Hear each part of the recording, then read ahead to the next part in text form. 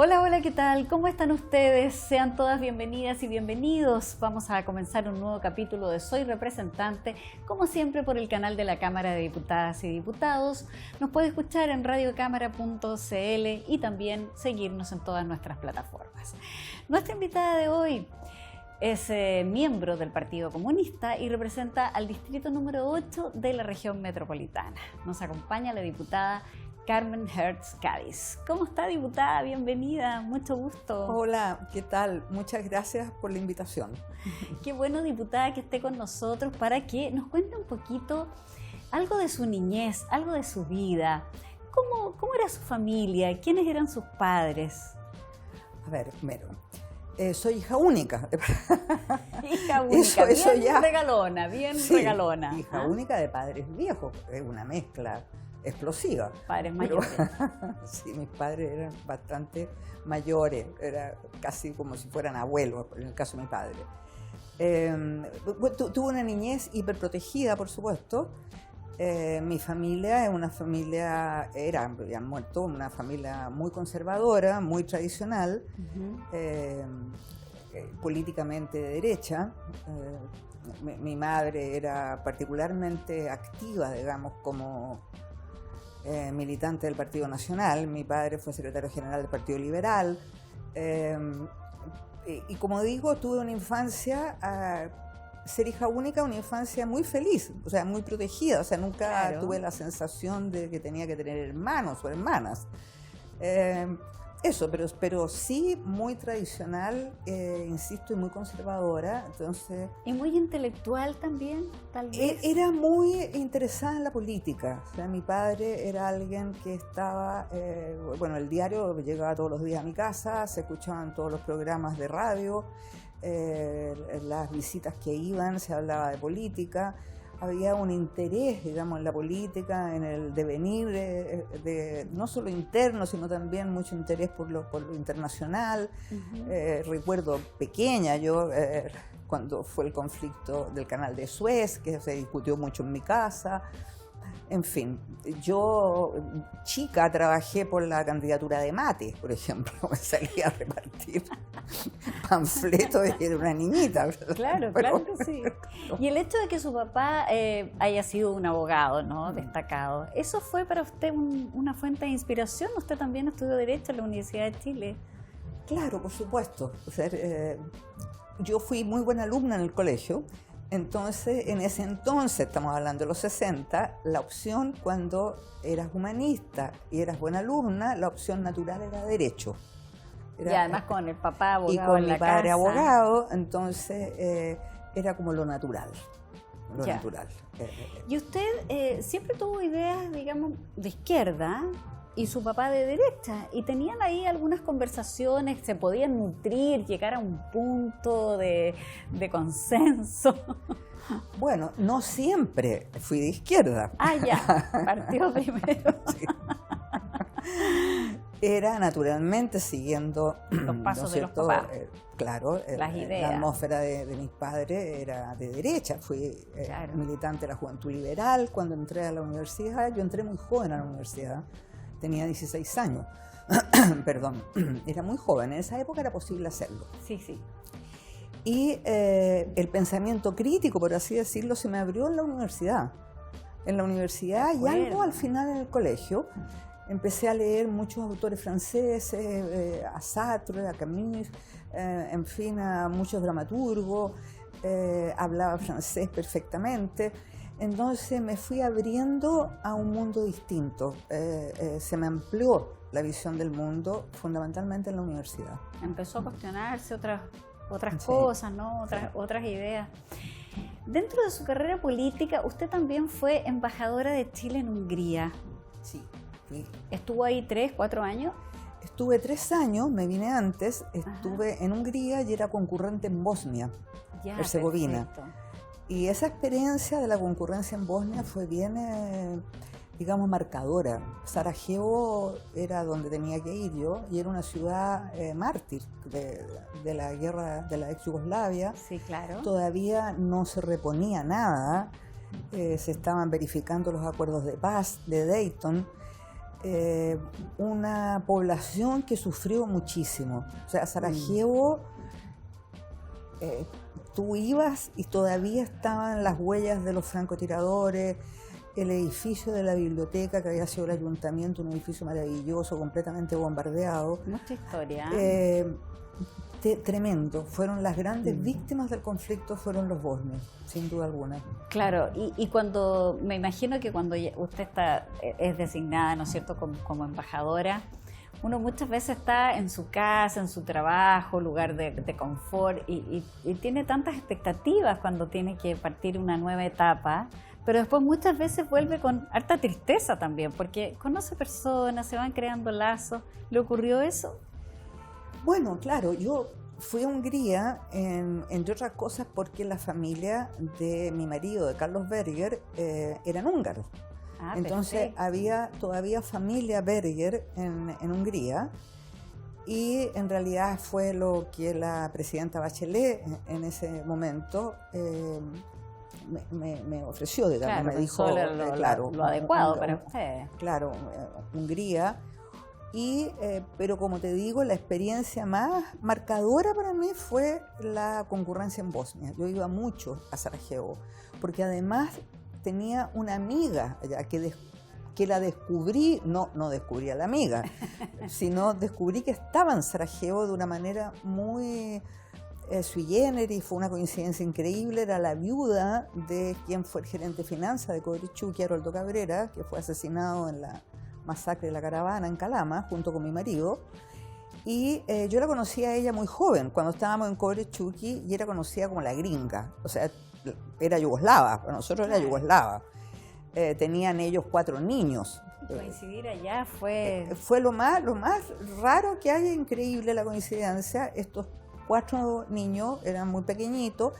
Ella fue detenida también después del golpe porque estaba en Santiago, fue llevada al Estadio Nacional, estaba embarazada de 7 meses, perdió esa guagua, que era una niña, y ahí, bueno, ahí el embajador Edelstam hizo sus buenos oficios para que pudiera salir con sus hijos a Sarajevo. Ella era bosnia, pero para nosotros era yugoslava.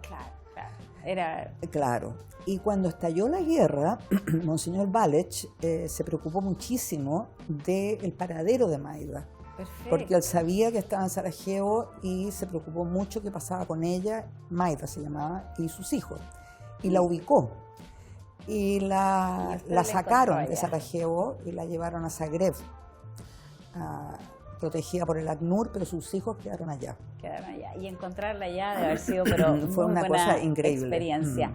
Oiga, diputada, y en otro plano, por ejemplo, ¿se trajo alguna receta como rica de allá, como el goulash, por ejemplo? ¿Es buena para cocinar? ¿Le gusta? Porque nosotros acá conocemos el goulash como un guiso, sí, pero allá es como guiso y cazuela también, como una sopita, tiene como dos versiones. Sí, es como bien típico húngaro, sí, igual que ruso. Claro. Sí. ¿Lo prepara? ¿Le gusta? Mira, no le doy mucho a la cocina. Y en la parte dulce, la chocolatería, un strudel de frutos rojos, por ejemplo. Bueno, los dulces, la pastelería en Hungría era maravillosa. Debe ser exquisito. Realmente exquisita porque es la pastelería vienesa. Claro. Entonces, ellos conservan mucho de cuando fueron parte del Imperio Austrohúngaro. Y Budapest es una ciudad espectacular, preciosa, y bueno, realmente... Me imagino que debe ser una maravilla. No de las capitales de Europa Central, creo que es la más linda, porque tiene el Danubio que la divide en dos. El Danubio usted tuvo la oportunidad, me imagino, de recorrer ese Danubio maravilloso. Probablemente a lo mejor asistir a algún teatro, ver alguna obra era bonita. Realmente espectacular, y bueno, Viena hasta al lado, Praga también.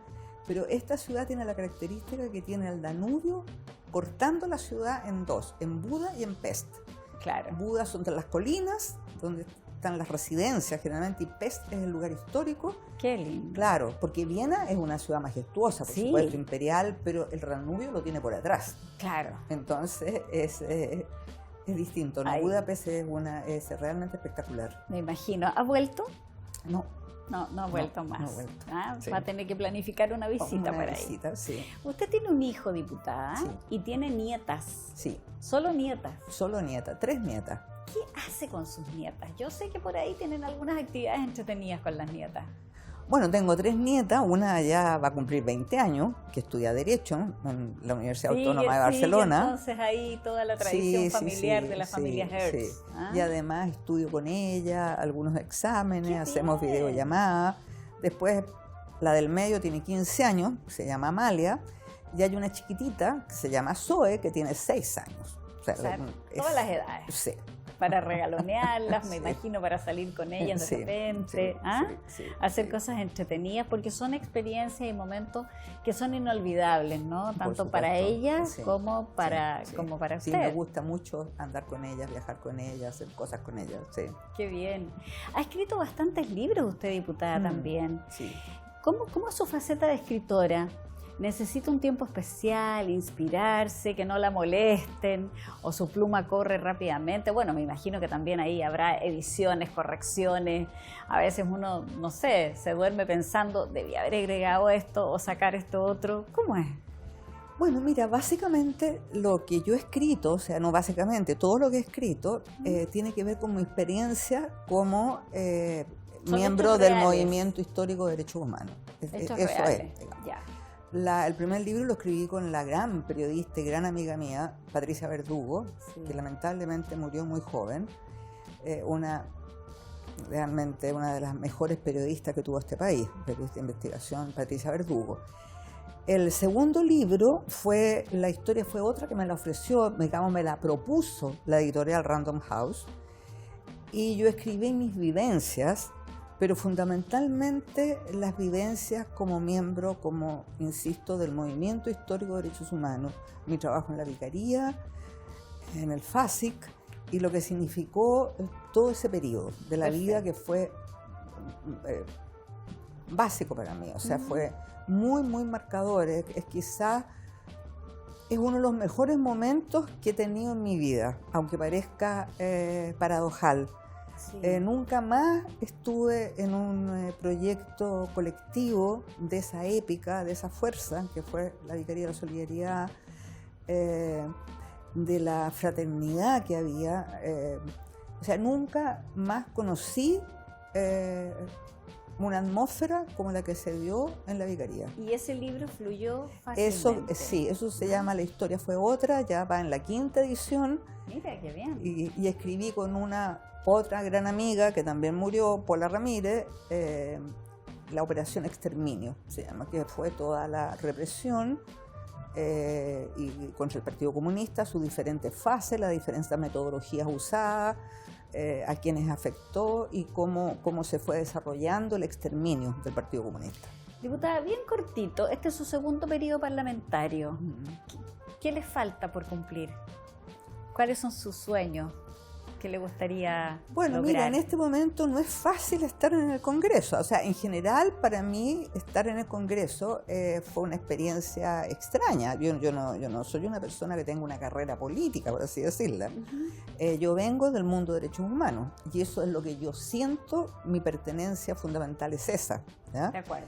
Entonces, ahora hay una atmósfera de mucha hostilidad. Siento que el quehacer legislativo se ha deteriorado. En las comisiones se trabaja poco en proyectos de ley, sino más bien en una especie de guerrilla de trinchera. Entonces, es algo... Quisiera que eso... Claro, porque no se legisla, sino que se está todo el tiempo peleando. O sea, las comisiones están pidiendo el número de asesores del subsecretario tal y cual, esto que fue lo que dijo la ministra en la mañana, y por qué dijo eso en la mañana y por qué no lo dijo en la tarde. Justamente por eso, por la contingencia o la coyuntura. Claro, hay un ambiente y que va cambiando muy polarizado y muy... claro que sí. Sí. Bueno. Diputada Carmen Hertz, ha sido un gusto volver a verla y conversar con usted nuevamente, que nos haya contado parte de su vida. De verdad ha sido muy agradable. Muchas gracias a usted, Ivonne. Muchas gracias de verdad por el contacto y por la entrevista.